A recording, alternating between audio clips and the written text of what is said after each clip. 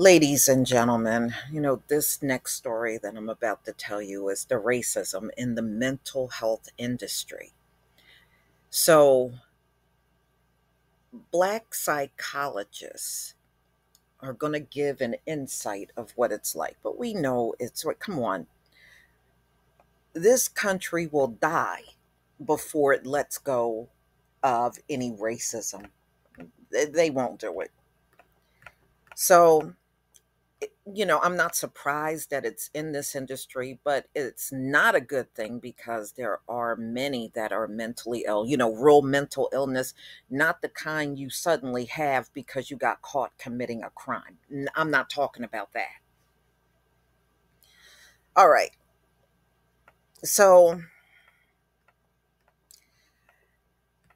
as clinicians, we are expected to provide therapy, motivate, encourage, and advocate on the behalf of individuals and families struggling with mental illness, trauma, and the challenges of life. Many of the families we treat are both encouragement, they need both encouragement and hope. Yeah. However, it's difficult to inspire others when we are losing or have lost hope due to racism within the industry. Many of us will never advance beyond a certain point in our career. That's true for many careers. It really is. Or receive a comparable salary to individuals that are not they're talking about salaries that go to non-black employees. So yeah, I mean, this is how the industry runs. It's fueled on racism, and they make sure we never get the salary that somebody else that comes into the office and they just happen to be white. They could have a similar background and experience, but they'll still get a bigger salary and get promoted faster than you. The actions that are used by companies to prevent or limit opportunities for the professional growth of African Americans. In fact, they are so subtle that if you have not experienced them before, they can be difficult to detect.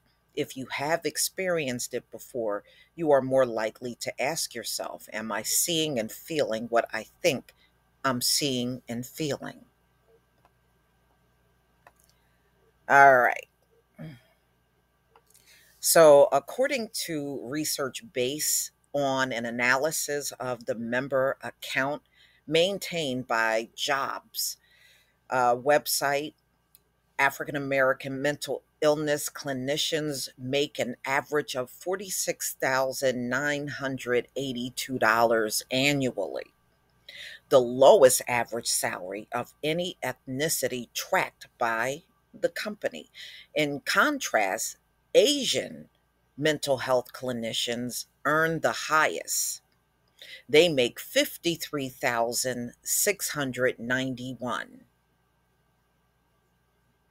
Now, those of you that have gone to college, if you went to college, you've seen Asians cheating all through college. And because they pay so much money to the college, they turn and look the other way. But they'll get out and get ahead of you, but they'll cheat through the entire 4 years of college and beyond. We've all seen it. Okay, Black therapists are expected to play nice, be team players, and keep their mouths shut for the sake of not being perceived as combative. We may hold higher degrees than our supervisors, have more experience, and will train the individuals that will eventually make more money and climb the social ladder ahead of us if we even allowed to climb the ladder. Well, in many cases, you're not.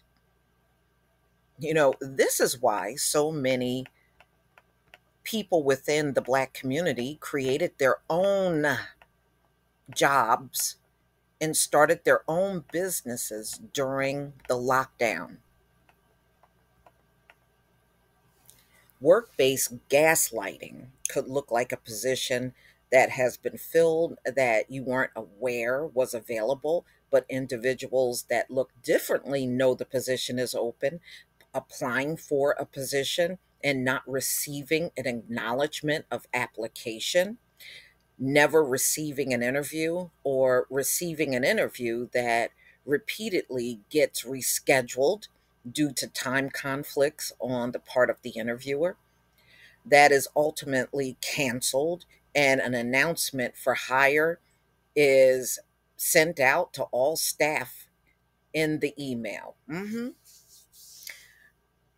My uncle, who I frequently talk about, told me, because he used to work for the bus line down there in Florida. It's one of the big ones down there. And anyway, he wanted to become a supervisor.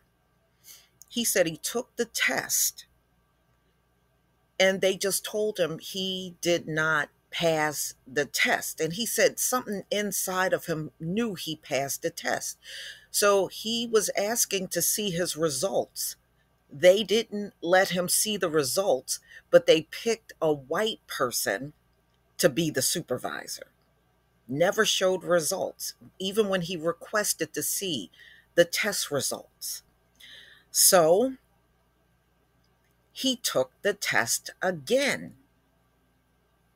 He did eventually become a supervisor, but they stalled him and made all kinds of excuses and put it off. But finally, there was a position open, and he went in HR and said, "This is mine. You're not going to post this job and give it to anybody else. I passed the test fair and square. That job is mine." And they gave him the job. But that's how he had to be. He had to be aggressive. They really don't like promoting us. Let's be real. They don't. They don't want to see you that high up at all. So I'm not surprised they made all kinds of excuses. It's the typical thing done all across the board. But at the same time, they'll talk all that diversity stuff with you. Or you'll get in a meeting and diversity this and diversity that, and the office is practically all lily white. I've seen that too. I used to sit there chuckling to myself. I was like, these people, are they trying to play somebody? Diversity? You can count the black employees on one hand. What diversity? So, anyway,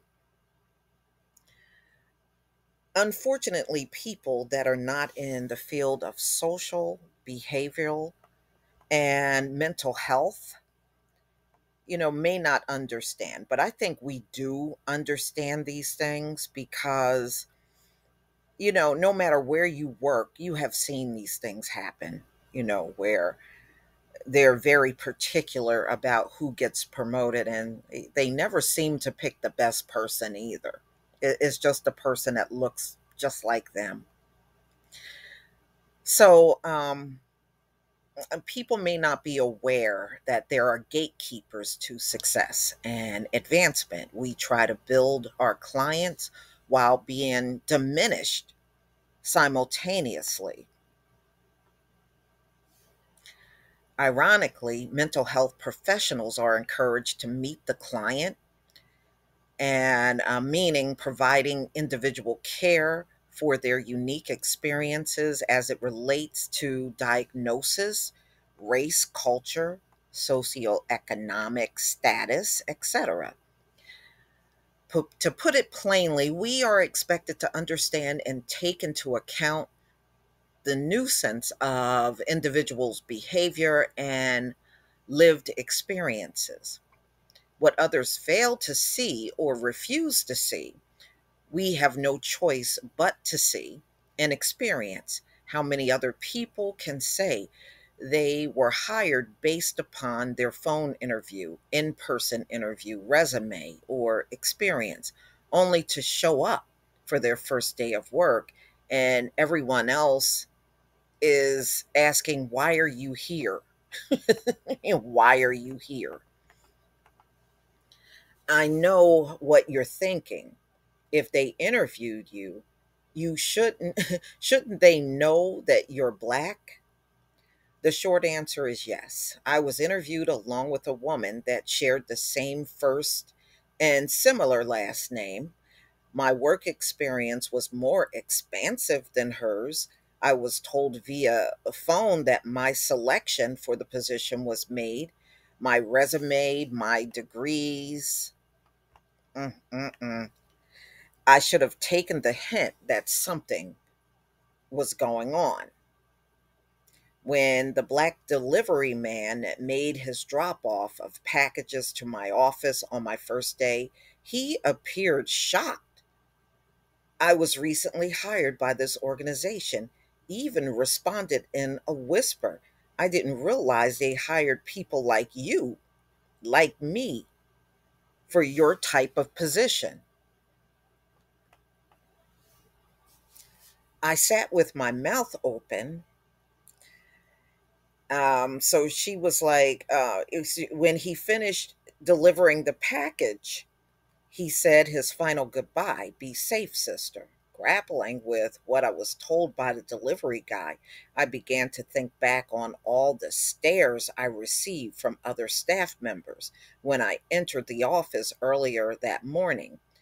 I was then presented with a large back computer, kind of what you see in 16 Candles, instructed to create an Excel worksheet. I couldn't figure out how to use the computer, hit the on and off button, and other staff had modern computers. Okay, well, there go your hint right there. So they gave her the old raggedy computer in the office, and everybody else in the office had an up to date computer. After trying to create spreadsheets for several hours, I would include current clients. I was asked to come into the boss's office. Once I entered the office, I noticed there were two resumes on his desk. He was asking me to verify my name again and employment background, seemingly shocked. He kept saying, "So this is you? This is your resume?" Responding, "Yes." And she was wondering why he was asking her these questions. Why, you don't know who you hired? And she proceeded to walk back to her desk. Later that day, I was informed um, that I was terminated. She got terminated? Wait, the first day you started the job, they terminated you? What? So she got terminated and unable to use the computer issued to her satisfaction. On my way out, I saw I was supposed to be. My desk is clear, and a new computer was being placed on it. So they let her go. And then when she was on her way out, they were putting a brand new computer on the desk where she was using this raggedy computer. These people are so rotten. So, this and many other experiences changed the way I perceive equality, specifically in the workplace. I don't know many people that have been hired for a new company targeting diversity in need of mental health services just to be let go once they have secured the contract or a grant. Well, I'm not surprised, y'all. It's rotten. I have seen this happen to people too. With us, there's no patience in training you. Oh, well, you're not catching on to the job, and they know they didn't try hard to train you. Come on. And then they let you go. I've seen that. But then when they replace you with someone white, they go above and beyond, training them, sitting there with them all day long, making sure they accommodate with everything. But the person before them, they didn't do that. They didn't do none of the above, and they know it. They half-ass show you the job and then claim you're not catching on. All right. Y'all, please tell me what you think. I've seen similar things like this happen. I have. And I'm not surprised that it's happening in the mental health industry. It happens in nursing, it happens in teaching, it happens everywhere. But y'all, please tell me what you think about this video. Please leave your comment and subscribe. Don't forget to hit on the notification bell, and I'll see you on the next video. Peace, family.